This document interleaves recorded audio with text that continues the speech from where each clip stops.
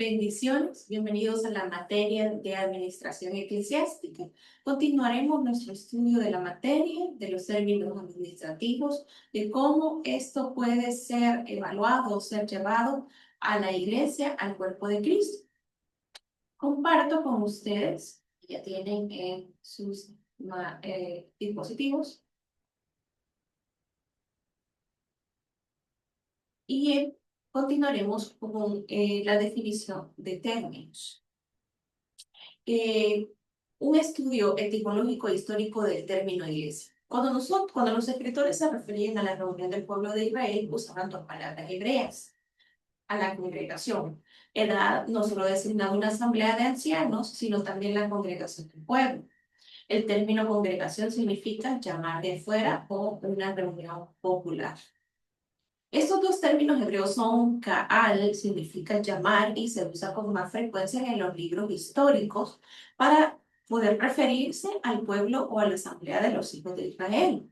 Kaal significa llamar.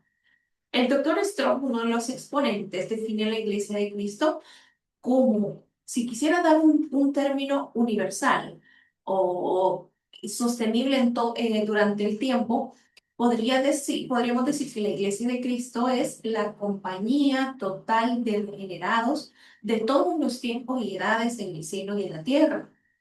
También cuando habla de la armonía que debe existir en este cuerpo de Cristo, en esta iglesia, utiliza el término koinonía. Es un término griego que describe la unidad espiritual y física de la iglesia. Quizás una de las características de la iglesia primitiva, cuando nosotros estudiamos el libro de los Hechos en el capítulo 2 en adelante, podemos apreciar que ellos eran perseverantes en la doctrina de los apóstoles, en la comunión unos con otros, en el partimiento del pan, y nos dan una serie de características o cualidades de la iglesia primitiva. De la misma manera, en nuestros tiempos, el cristiano participa de esa comunión.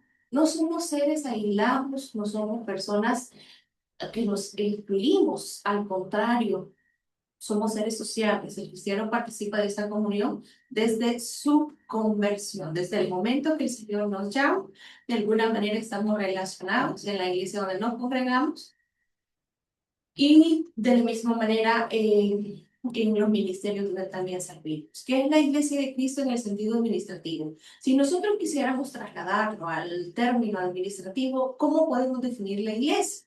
Podemos decir que la iglesia es la agrupación de cristianos cuyo desarrollo, doctrina y práctica depende de la Biblia y del Espíritu Santo, a través de la participación y utilización de todos los recursos humanos y materiales, desde el Pentecostés hasta el rapto de la iglesia, o lo que se conoce en términos pasos. Lo que nos dice en la primera carta de los Tesalonicenses, en el capítulo 4, versículos 13 al 17, donde menciona que el Señor mismo, con voz de mando, con voz de arcángel y con trompeta de Dios, descenderá del cielo, y los muertos en Cristo resucitarán primero. Luego nosotros, los que vivimos, los que hayamos quedado, seremos arrebatados juntamente con ellos para recibir al Señor en las nubes.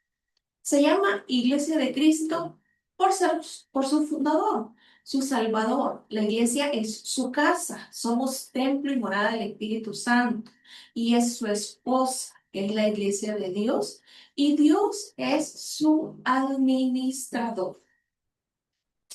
Yo quisiera trasladarles estas definiciones personales, porque son conceptos que yo he aprendido a lo largo de mi aprendizaje.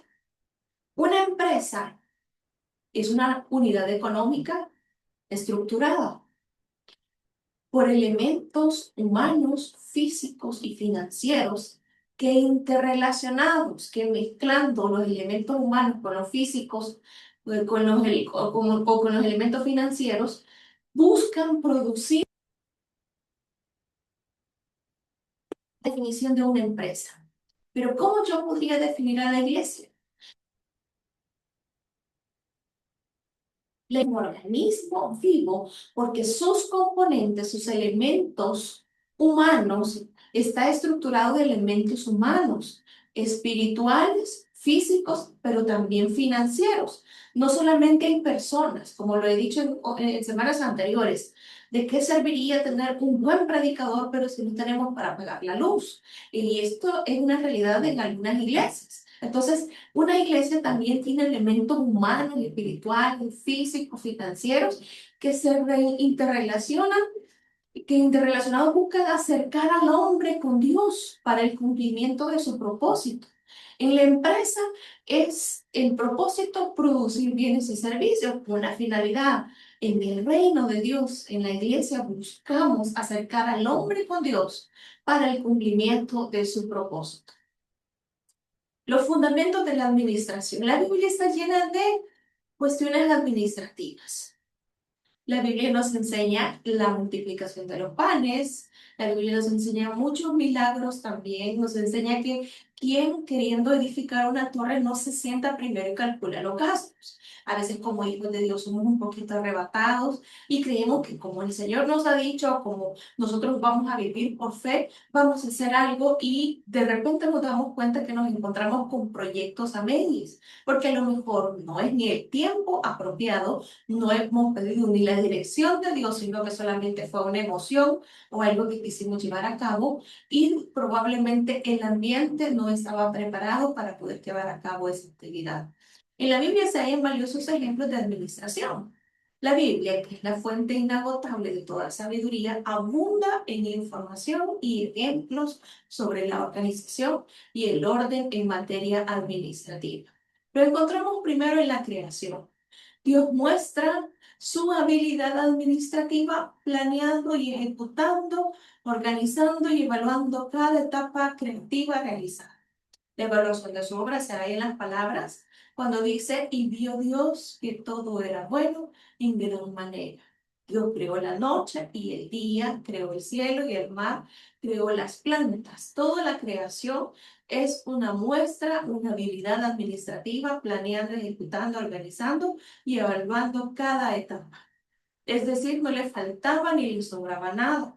Este es el resultado de la buena administración, que la hora indicada lo tiene todo previsto y dispuesto. Un buen administrador no es aquel que ahorra y de repente no puede llevar a cabo, ejecutar sus planes. Un buen administrador es aquel que prevé en el futuro algunas cosas que pueda necesitar y se prepara, se anticipa. Otra de las formas creativas y administrativas de Dios en el Éxodo también se aprecia en ejemplo de una excelente administración. Moisés no podía llevar a cabo la tarea él solo, necesitaba alguien que pudiera ser jefe de 100, de 50, de grupos de personas. Por lo tanto, su suegro muy sutilmente le recomienda seleccionar hombres de virtud para poder delegarlos y que puedan compartir con ellos las responsabilidades en medio de aquella agitada comunidad. Moisés, con 600,000 personas, no podía realizar nada. Imagínense que vos eran hombres, jefes de familia, de hogar, y cada persona es diferente, totalmente diferente. Entonces él necesitaba delegar esa autoridad para poder conducir a ese pueblo de una forma exitosa. Número 3, la organización del campamento y del tabernáculo. Cada tribu se ubicaba en su lugar. Tanto al reposar como al movilizarse se observaba el campamento un orden asombroso. El tabernáculo fue diseñado y amueblado de acuerdo con el plan ordenado. Dios buscó a personas que pudieran tener las habilidades para poder llevar a cabo los diseños. El servicio sacerdotal se realizaba por turnos y de acuerdo con el manual, los levíticos en la adoración, en la marcha o en la guerra, el pueblo se movía como una sola persona. Era impresionante como Dios estableció orden desde el principio, utilizando a hombres y mujeres diferentes para poder llevar a cabo sus planes. La iglesia está fundada también sobre bases administrativas. El administrador por excelencia sabemos que es Cristo para su iglesia. La técnica de la acción concentrada se ve en que, aunque el Señor predicó y llamó a las multitudes, escogió a un pequeño grupo de 12. Y si nos remontamos al libro de los Hechos, podemos apreciar que los apóstoles ya no podían estar atendiendo las mesas, allá por el capítulo 6. Entonces dice que buscó a hombres de buen testimonio, llenos del Espíritu Santo, para que pudieran repartir